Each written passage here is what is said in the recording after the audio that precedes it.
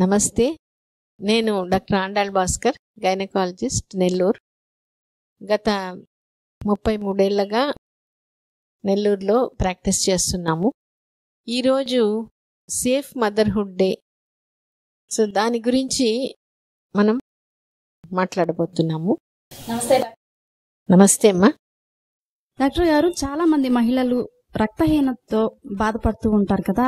ఈ రక్తహీనత అనేది దరి చేరకుండా ఎటువంటి ఆహార నియమాలు అలవాటు చేసుకోవాలంటారు? అధికంగా ఏ విధమైనటువంటి ఆహారాన్ని మనం తీసుకునే మెనూలో చేర్చుకోవాలంటారు?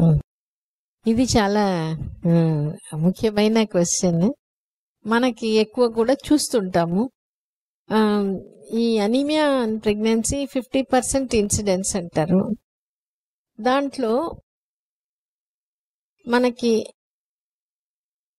ఇంతకు ముందు కాలంలో ఏంటంటే ఆహారం సరిగ్గా తీసుకోకుండా దొరకక, అంటే పావర్టీ లాగా ఉన్నప్పుడు, ఈ పావర్టీ ఉన్నప్పుడు వాళ్ళు తీసుకునేది తక్కువ, అందువల్ల అనీమియా ఉంటుంది ఒప్పుకున్నాం.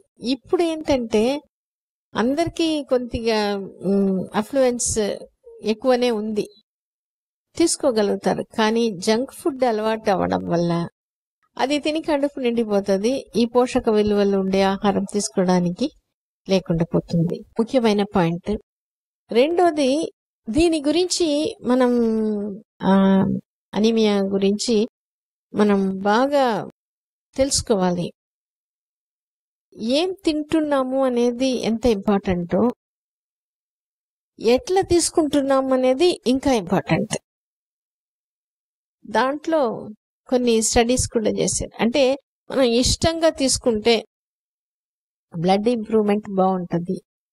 అదే మనం ఏదో తీసుకుంటున్నాము మెకానికల్ గా, ఇక్కడ మనం తింటుంటాం, ఎవరో మాట్లాడుతుంటారు, ఫోన్లో మాట్లాడుతుంటాం, టీవీ చూస్తుంటాం, అట్లా తిన్నప్పుడు అక్కడ అబ్జార్ప్షన్ తక్కువ. ముఖ్యంగా ఈ బ్లడ్ అనీమియా ఎందుకు వస్తుందంటే ప్రెగ్నెన్సీలోనే మనకి రిక్వైర్మెంట్ ఎక్కువైపోతుంది, బేబీకి, ప్లసెంటాకి. తర్వాత బ్లడ్ వాల్యూమ్ ఎక్కువ అవుతుంది, దానివల్ల ఇది డైల్యూట్ అయిపోతుంది మనకుండే బ్లడ్ సెల్స్. దానివల్ల ఏమవుతుందంటే మనం ఖచ్చితంగా తీసుకోవాలి. ఒక 27 mg ఐరన్ రిక్వైర్మెంట్ డైలీ. అంటే ఆహారంలో మాత్రమే మనకు సరిపోదు, అందుకని మనం ఖచ్చితంగా టాబ్లెట్ తీసుకోవాలి.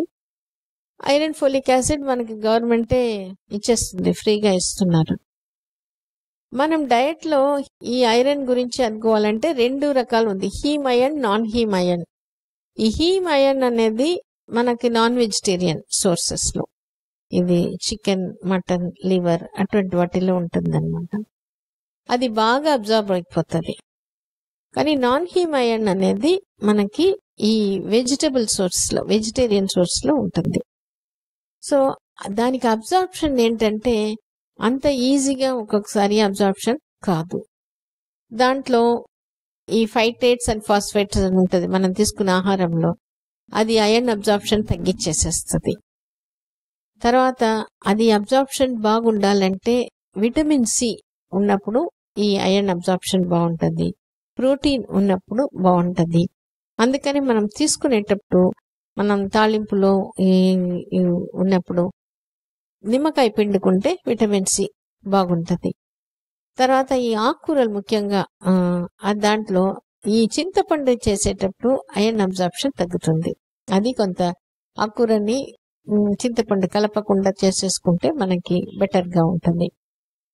సో ఇది దీంట్లో మనకి ఈ non him iron vegetarian sources ఏంటి అంటే, ఒకటి మనం తెలుసుకోవాలి, ఫ్రూట్స్ లో ఉంది, వెజిటబుల్స్ లో ఉంది. తర్వాత నట్స్, సీడ్స్, డ్రై ఫ్రూట్స్. ఇవే మనం కొంచెం గుర్తుగా పెట్టుకోవాలంటే, రెడ్ గా ఉండడంలో ఉండే వాటిలో, గ్రీన్ గా ఉండే వాటిలో ఈ ఐరన్ బాగుంటది.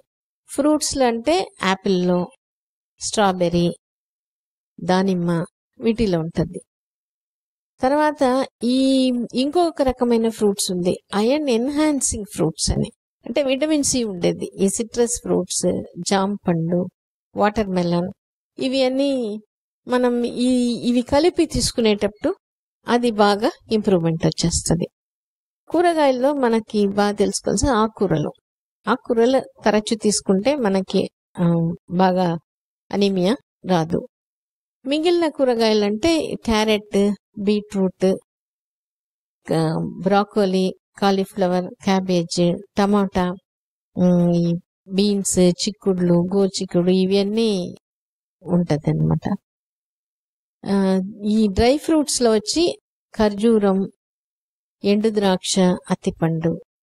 సీడ్స్ లో పంకిన్ సీడ్స్, గుమ్మడి విత్తనం, పంకిన్ సీడ్స్. తర్వాత మనకి nuts and seeds, cashew nuts, బాదాం, వేరుశనగ పప్పు, ఇవి అన్ని.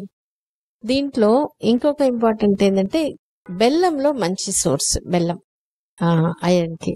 సో ఇప్పుడు మనకి ఈ వేరుశెనగ ముద్దలు ఎక్కడంటే అక్కడ దొరుకుతుంది. మన అది కన్వీనియంట్ ఏంటంటే బ్యాగ్లో వేసుకొని వెళ్ళిపోవచ్చు, ఎప్పుడు కావాలంటే తినేసేయచ్చు. మిగిలినది అంత ఈజీగా, అందుకని ఇది ఒక మంచి ఇది డైలీ తీసుకునేదానికి. ఇంకొకటి వచ్చి ఈ ఇనప బాండలి, ఇనప గిన్నెలు. ఇనప బాండలిలో మనం చేసుకుంటే దాంట్లో నుంచి మనం ఐరన్ ఫుడ్ లోకి వెళ్తుంది. అది ఒక మంచి వే ఐరన్ ఇంటేక్ కి. సో దీంట్లో కూడా మనం ఎట్లా తీసుకుంటున్నాం, ఇప్పుడు ఇదేంటంటే ఇప్పుడు మనం ఫ్రూట్స్ అని చెప్పినాం కదా, ఈ డ్రై ఫ్రూట్స్ ని షేక్స్ గా చేసుకోవచ్చు. ఇది ఒక 10 ఎండు ద్రాక్ష, 5 బాదం పప్పు, 5 పిస్తా, 3 ఖర్జూరం, 3 ఫిగ్స్. ఇది నైట్ నానబెట్టేసేయడం, పొద్దున ఇది మిక్సీకి వేసేసి షేక్ లాగా వచ్చేస్తుంది.